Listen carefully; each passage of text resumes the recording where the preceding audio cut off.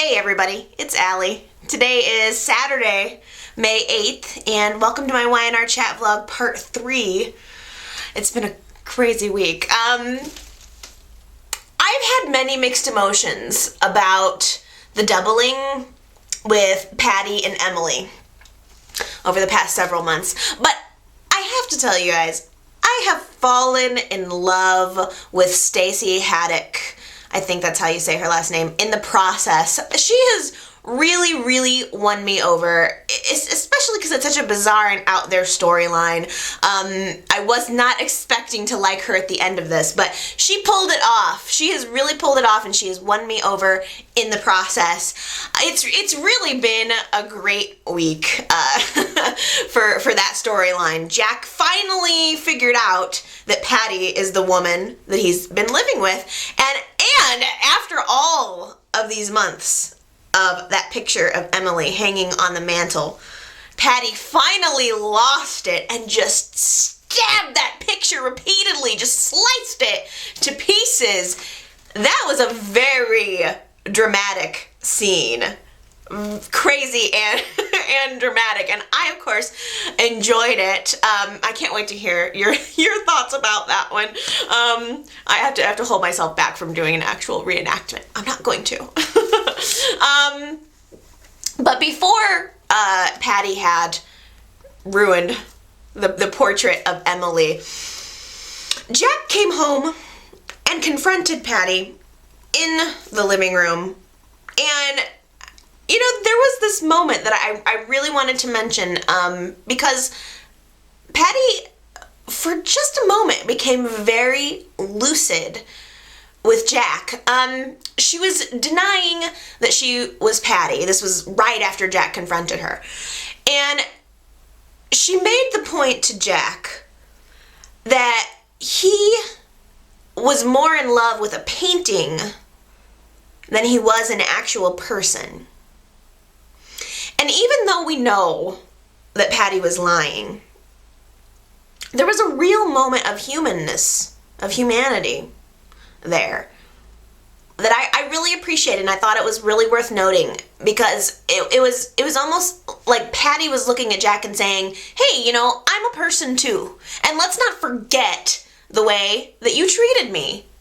And, you know, I think with all of Patty's craziness and all of her stunts, it's easy as a viewer to forget that she is the way that she is because of the way Jack treated her. You know, he treated her like nothing, and it's caused her to have this kind of mental breakdown and this whole mental journey, crazy journey that she's been on. And I really enjoyed that moment, because I felt that in that moment, Patty also exposed a weakness in Jack.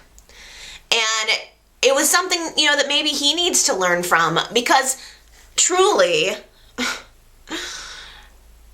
it's one thing to love the idea of someone, and it's another, quite another, to love them in their entirety, you know, flaws and all.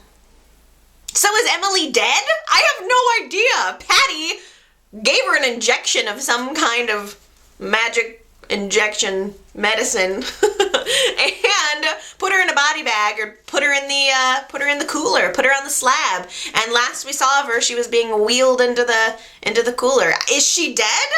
I kind of think no. I don't know. Did Patty kill Emily? I can't wait to hear your thoughts. You probably already know, but I'm spoiler free, so I'm not sure. I think Emily is still alive. We saw from the preview on Friday's show that the Undertaker pulls her out of the of the slab. So we'll see if she wakes up like Bride of Frankenstein style. Leave me a comment and let me know what you think. Well, it was nice to see Nick back together with his family, even if it was only briefly for a picnic. Chance released Nick from jail just before discovering this phony voicemail from Adam. Nick, what are you doing? Dead air.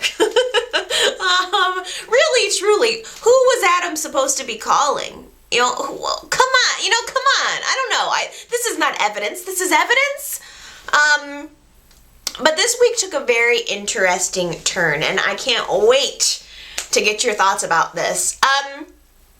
Throughout everything that was happening this week with Adam's murder and Nick's arrest, we had this voiceover of Adam. He was kind of narrating his story, his side of the story.